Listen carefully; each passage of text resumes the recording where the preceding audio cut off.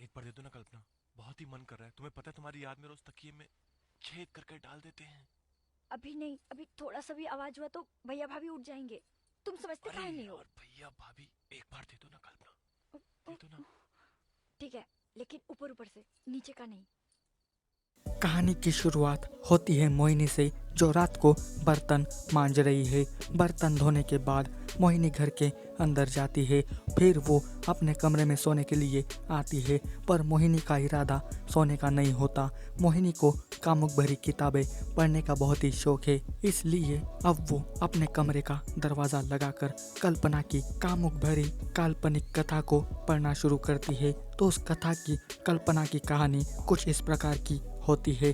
कल्पना एक झारखंड के छोटे से गांव में रहती है, और जैसा उसका नाम है वैसे ही उसके काम है। उस गांव में एक हैंडसम लड़का रहता है जिसका नाम गजोदर है। कल्पना और गजोदर ये दोनों एक दूसरे से बहुत ही प्यार करते हैं। तो मोहिनी वो कथा को पढ़ने लगती है, और पढ़ते पढ़ते इस कहानी में कल्पना की भी कहानी दिखाई जाती है। तो इसी वजह से कल्पना की कहानी यहाँ से शुरू होती है। तो एक दिन कल्पना स्कूल से घर वापस आ रही होती है। कल्पना उस गांव की एक खूबसूरत लड़की है, इस वजह से इस गांव के सारे लड़के इसके पीछे लगे हैं, पर वो सिर्फ गजोधर को ही भाव देती है। कल्पना अपने घर पर आती है, और उसके आते ही कल्पना को अपने भैया के कमरे में से चीखने चिल्लाने वाली आवाज़ें आने लगती है। तो कल्पना दरवाजे से यानी कि छोटे छेद से झांक झांक कर देखने लगती है। कल्पना जब अंदर देखती है तो उसे भैया और भाभी दोनों टपाटप करते हुए दिखाई देते हैं। वो इन दोनों को मजे लेते हुए देख कल्पना दोनों का गपागप पूरा शो देखने लगती है।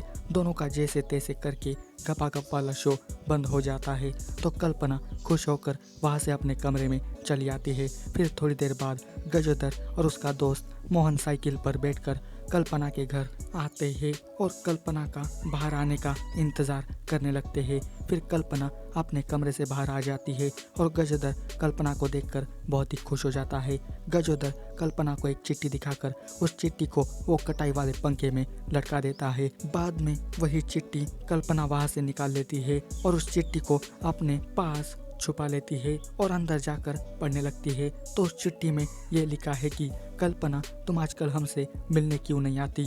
तुमको चुमे हुए कितने दिन हो गए हैं? तुमको तो याद भी नहीं आती होगी मेरी। तो आज रात को घर के पिछवाड़े में आ जाना, हम तुम्हारा इंतज़ार करेंगे। यह पढ़ने के बाद वो तो बहुत ही खुश हो जाती है। तभी कल्पना की भाभी वहाँ पर आ जाती है और कल्पना को खाना खाने के लिए बुलाती है। फिर रात को गजोदर और कल्पना से मिलने के लिए घर के पीछे आ जाता है। गजोदर मोहन को बाहर ही रुकने के लिए कहता है, यानी कि वो इसका सिक्योरिटी गार्ड है, और खुद घर के पीछे चला जाता है। गजोदर और मोहन कल्पना की राह देखने लगते हैं, पर कल्पना आती ही नहीं। तो मोहन गजोदर का मजाक बनाने लगता है। थोड़ी देर बाद कल्पना चुपके से घर के पीछे आ जाती है। मोहन कुएं के पीछे रहता है, और गजोदर कल्पना से मिलने के लिए वहाँ पर आता है। अब गजोदर कल्पना से कहता है कि एक बार घपाघप करने का मुझे मौका दो, आज हम बहुत ही तरस गए हैं। और कल्पना भी आज मान जाती है घपाघप करने के लिए, लेकिन कल्पना सिर्फ ऊपर ऊपर का ही करने के लिए कहती है, नीचे का नहीं। फिर क्या गजोदर बिना देरी किए कल्पना को चूमने लगता है। गजोदर चूमते चूमते अपने हाथों को नीचे तक ले जाता है, पर कल्पना नीचे करने नहीं देती। वो बहाना बनाकर वहाँ से चल जाती है। गजोदर का खड़ा होकर सूखा पड़ जाता है, और उस रात गजोदर के अरमान अधूरे रह जाते हैं। यहाँ पर कल्पना की कहानी का पहला चैप्टर खत्म होता है। फिर अगली सुबह मोहिनी कुएं पे पानी भरने के लिए आती है। मोहिनी की कहानी में भी वही गजोदर और मोहन जैसे ही दो दोस्त काला और भूरा होते हैं, जो दोनों मोहिनी को पटाने के लिए लाइन में लगे हैं। कुछ इसी प्रकार से वो सुबह दोनों मोहिनी को लेकर झगड़ा करने लगते हैं, और मोहिनी दोनों को देखने लगती है। काला और भूरा को लगता है कि वो हमें ही देख रही है। इसी बात पे दोनों झगड़ा करने लगते हैं, पर मोहिनी की माँ जब उसका कमरा साफ करने लगती है, तभी उनको ना वो कामुक भरी किताबें मिल जाती है। मोहिनी पानी लेकर घर के अंदर आती है। मोहिनी की माँ मोहिनी को बुलाती है और इन किताबों के बारे में पूछने लगती है, पर मोहिनी राजा रानी की किताबें है ये कहकर अपनी माँ को चूतिया बनाती है। माँ के जाने के बाद मोहिनी फिर से कल्पना की कहानी पढ़ने लगती है, और यहाँ से शुरू होती है कल्पना का अगला चैप्टर। तब गजोदर और मोहन पहले की तरह ही फिर से दोनों कल्पना के घर बाहर आकर कल्पना की राह देखने लगते हैं। मोहन गजोदर को कल की बात को लेकर बहुत ही चिढ़ाने लगा है, पर इसी दिन गजोदर कल्पना की राह देख देख के थक जाता है, पर कल्पना तो घर के बाहर ही नहीं आती। तो गजोदर कल की तरह चिट्ठी को पंखे पे लटका के वहाँ से चला जाता है। फिर रात को फिर से गजोदर और मोहन घर के पिछवाड़े में आकर कल्पना की राह देखने लगते हैं, और ये मोहन उसे यानी कि गजोदर को कहता है कि आज तेरी कल्पना नहीं आएगी। गजोदर को वो बहुत ही चिढ़ाने लगता है, क्या कल्पना इस रात आएगी या फिर से गजोदर के अरमान पर पानी फिर जाएगा, ये तो बाद में ही पता चलेगा। फिर 1-2 घंटे बाद राह देखने के बाद दोनों को दरवाजे में से कोई आते हुए दिखाई देने लगता है, तो वो दोनों खुश हो जाते हैं। गजोदर उसका चेहरा बिना देखे उसको पकड़ लेता है, और बिना देखे ही गजोदर उसके नीचे के कपड़े उतार देता है और अपना खिलौना अंदर घुसाकर उसको खड़े खड़े ही पहनने लगता है। पर बीच में ही काला एंड भूरा आकर मोहिनी की कहानी पर फुल स्टॉप लगा लेते हैं। मोहिनी दरवाज़ा खोलती है तो काला भूरा अपनी अपनी चिट्ठियाँ लेकर मोहिनी को देते हैं, और चिट्ठियों का जवाब हमें कल दो, ये कहते हैं। फिर अगले दिन मोहिनी पानी भरने के बहाने से बैलगाड़ी पर जाकर बैठती है और उन चिट्ठियों को पढ़ने लगती है। मोहिनी पहले बुरा की चिट्ठी पढ़ती है। उस चिट्ठी में कुछ कुछ कल्पना की कहानी की तरह ही लिखा होता है, इसलिए मोहिनी बुरा को ही अपना गजोदर समझने लगती है और काला की चिट्ठी भी नहीं पढ़ती। चिट्ठी पढ़ने के बाद मोहिनी सीधा अपने दोस्त ललिया के घर आती है और ललिया को कल्पना का भागवन देने के लिए कहती है। ललिया भागवन की किताब लाकर मोहिनी को देती है। मोहिनी ललिया से भाग 7 वाली आगे की कहानी बताने के लिए कहती है और ललिया बताने लगती है, जैसे कि गजोदर जोर जोर से खड़े खड़े ही पहनने लगा है, पर उसे पता नहीं है कि वो कौन है। जब वो गजोदर से जोर जोर से करने के लिए कहती है तो गजोदर भाभी की आवाज़ सुनकर पूरा चौंक जाता है, लेकिन भाभी रुकने के लिए नहीं कहती, तो गजोदर बिना रुके घपाघप करने लगता है। जैसे तैसे करके दोनों का शो पूरा ख़त्म होता है। दोनों बहुत ही मज़े लेते हैं इस रात, और भाभी जाते जाते कहती है कि कल्पना को इस सब के बारे में कुछ भी नहीं बताना, मैं ऐसे ही आपका रोज़ मनोरंजन करूँगी और आपका पानी भी पीऊँगी। ये सुनकर गजोदर और ज़्यादा खुश हो जाता है और वो वहाँ से चला जाता है। फिर अगले दिन कल्पना गजोदर की राह देखने लगती है, पर गजोदर आता ही नहीं। कल्पना रोज़ गजोदर की राह देखने लगती है, पर वो एक बार भी नहीं आता। यहाँ तक कि कल्पना पंखे के पास जाकर रोज़ देखने लगती है कि गजोदर ने कोई तो चिट्ठी वगैरह छोड़ी होगी मेरे लिए, पर कोई चिट्ठी भी नहीं आती गजोदर की।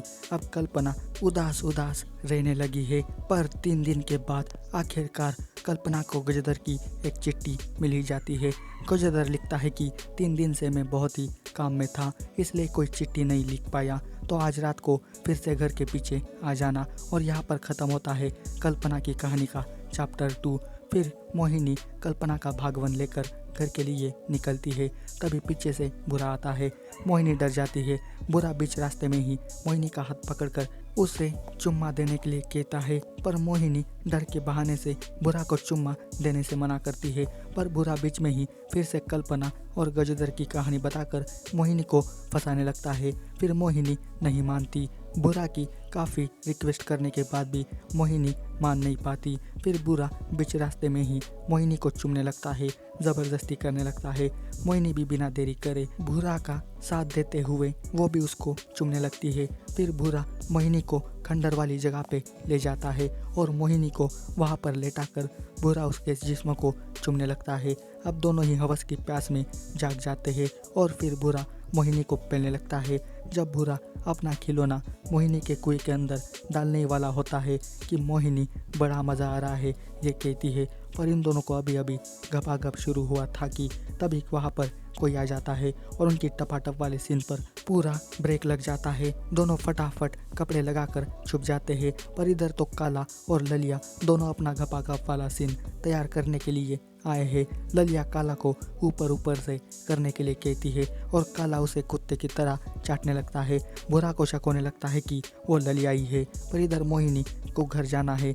इसी वजह से बुरा मोहिनी को लेकर वहाँ से चला जाता है और इधर काला और ललिया का तांडव शो चालू होता है। दोनों आधे घंटे तक चुम्मा चाटी ही करते रहते हैं, पर काला इतने से मानने वाला नहीं था, इसलिए वो ललिया को ज़बरदस्ती लेटा कर उसको हवस चढ़ाने लगता है। पर ललिया गुस्सा हो जाती है और वो भी वहाँ से चल जाती है। इस रात तो काला को कुछ हासिल नहीं हो पाया। फिर उसी रात मोहिनी के घर जाने के बाद मोहिनी फिर से कल्पना की कहानी पढ़ने लगती है। तो इस बार उस कहानी में रात को मिलने के लिए गजोदर की जगह उसका दोस्त मोहन जाता है। कल्पना मोहन को देखकर चौंक जाती है। मोहन कल्पना को कस के पकड़ता है और उसे चूमने की कोशिश भी करता है, पर कल्पना गजोदर के बारे में पूछने लगती है, पर मोहन बात को टाल के मजे लेना चाहता है। कल्पना गजोदर को नहीं बताओगे ये कहकर वो भी मोहन के साथ कोऑपरेट कर वो भी उसके साथ चुम्मा चाटी करने लगती है। फिर क्या मोहन को पहली बार मिलने की वजह से वो खड़े खड़े ही कल्पना की लेना शुरू करता है। दोनों आधे घंटे तक फुल एंजॉय करते हैं और यहीं पे मोहिनी भाग 1 और भाग 2 की कहानी का अंत होता है। आपको कैसी लगी ये कमेंट करके बताना। मैं इसका पार्ट 3 भी जल्दी लेकर आऊँगा, तो चैनल को सब्सक्राइब कर देना। जाते समय वीडियो को लाइक शेयर ज़रूर करना।